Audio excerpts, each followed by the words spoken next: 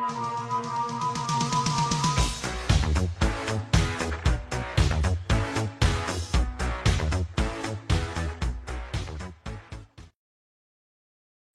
hey, welcome to Half the Battle!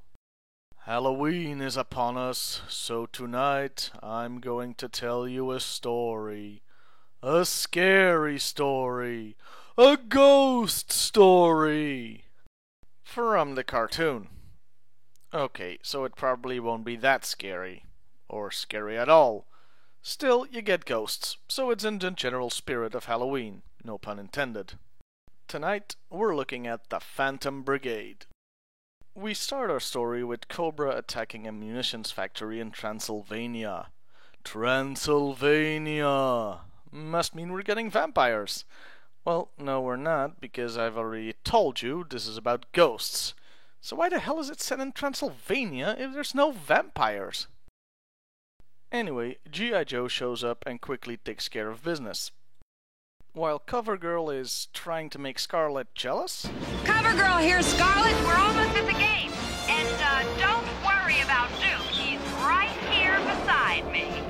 Yeah, I'll just bet he is. I have no idea. This is never brought up again in the series. Sergeant, thank goodness you're here. Did you bring the nuclear vessels? Check. We appreciate your help against Cobra. Hey, you sound just like... As I started to say, just like Count Dracula. No, he really doesn't. Also, that was the only mention of vampires in the episode. Set in Transylvania. No, I'm still not over that. Cobra retreats due to having low fuel and general cowardice. While all this was going on, Cobra has captured walking stereotype number 347 here. Unhand me, you reptiles! Never touch a gypsy queen without permission, or your hands will shrivel up and fall off! Cobra Commander has had quite enough of his troops being cowards, their inability to win any fights, or being unable to hit anything when they're shooting. So he's decided to try a whole new ball of mania, and it's Halloween. Okay, so they never mention what time of year it is, but it's Halloween now, so let's assume. The woman tells him that you can use personal objects to summon restless spirits. Because using mystical objects always works out so well. Yeah. This is madness. Ghosts in... And we get the ghosts of a Roman centurion, a Mongolian warrior, and an American pilot. Since the commander has their objects, they obey him. You know, there's something vaguely familiar about this. Must be my imagination. They waste no time and attack the factory. With ghost flames. That may or may not burn. It's never quite clear. Wild Bill recognizes the type of plane, because the helicopter pilot is of course the expert on World War I planes. Hey, here's a question. Where's Ace in all this? The Mongolian archer uses... ice. Okay, I'm sure that makes sense to somebody. For once in their lives, somebody manages to shoot at somebody else and hit accuracy is not rewarded. Meanwhile, Quick Kick, the man who doesn't believe in shirts, or shoes for that matter, is confronted by the Roman. He doesn't have much luck either. Ghost telekinesis. I suppose we can add that to the pile. Fire, ice, moving objects with your mind. Anything else? Well, Cobra seems to be in control, so let's see how they'll screw it up. Yeah, Cobra Commander makes the mistake he makes far too often. He pisses off one of his associates. My Phantom Brigade is winning! Perhaps I have no need of living agents at all. Not even you, Baroness. The night is not yet over, Commander. Yeah, guess what happens? The Baroness goes straight to the Joes and tells them they're fighting ghosts. You must learn the secret of the Phantom Brigade. The witch? No, Roadblock, it's ghosts this week. The Joes take a little convincing, but the Baroness fills them in about the magic week, another freaking castle. They decide to attack. The ghost pilot shows up again and attacks. I have no idea what the other two are doing. Must be a feast at Hogwarts or something. Wild Bill manages to get him to stop by making it clear they're Americans, by showing an itty-bitty flag. Wait, so that he saw? But not the flags and other identifying marks plastered all over G.I. Joe vehicles, including the Dragonfly itself! I thought you needed 20/20 eyesight to be a World War I pilot. Anyway, the ghost pilot seems ready to talk, so he lands. Hey, why are you looking at me that way? I ain't looking at you. I'm looking through you. Total emptiness. There's nothing there. That's 'cause he's a ghost. Looked normal to you, I suppose? More eyesight problems. I'm beginning to see why these guys never managed to hit anybody they shoot at. The pilot didn't realize he was dead this whole time. It takes the other ghosts to convince him. Guess we now know where M. Nye got his ideas. He doesn't take it very well, but there's no time to dwell on that, as the other ghosts attack. The pilot manages to convince them to stop by reminding them of the power of love. Did I put in an anime by mistake?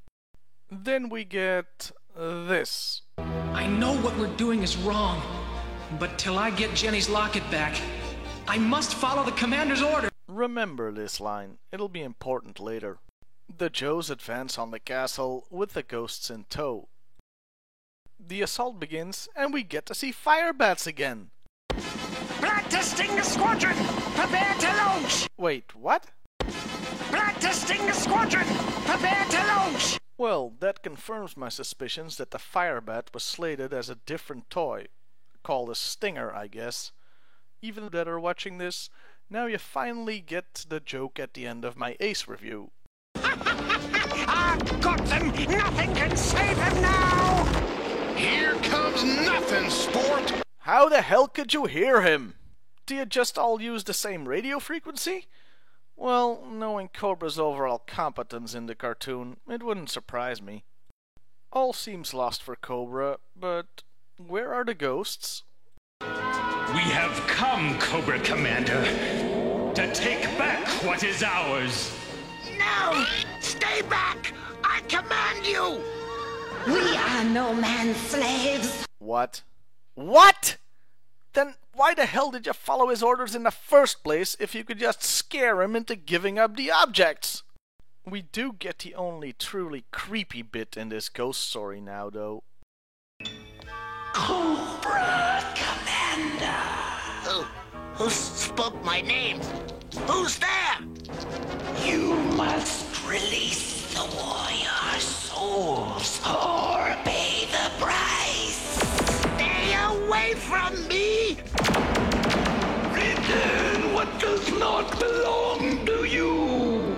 No! No! No! Return them! All right! Here, take them! One day you will meet your fate, and we will be waiting. No! Let me go! Wow. If they did that in A Christmas Carol, the story would be over in 5 minutes. The ghosts get their Horcruxes back, and the Joes bury them, releasing their spirits.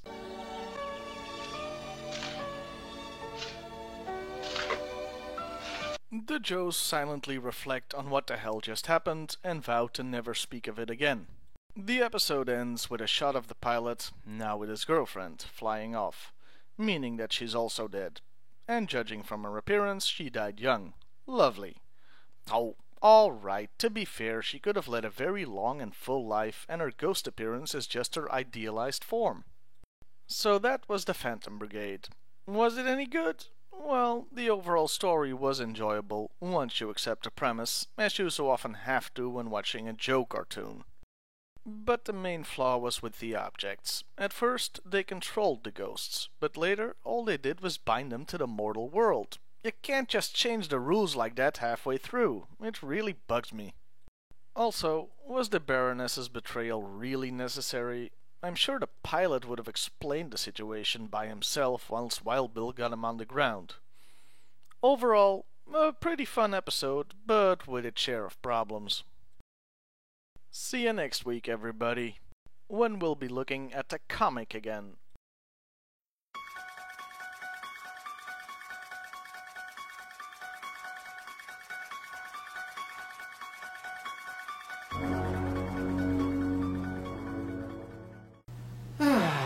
That's another one in the bag.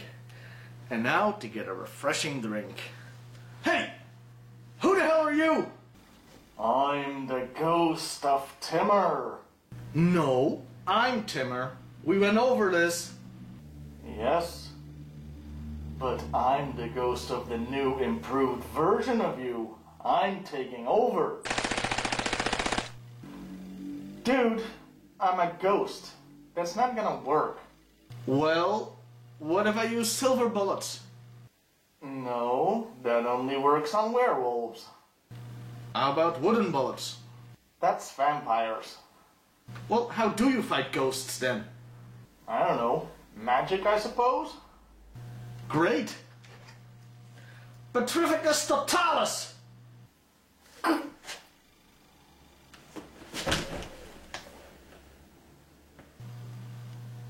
What? It's Halloween. I'm allowed to use magic.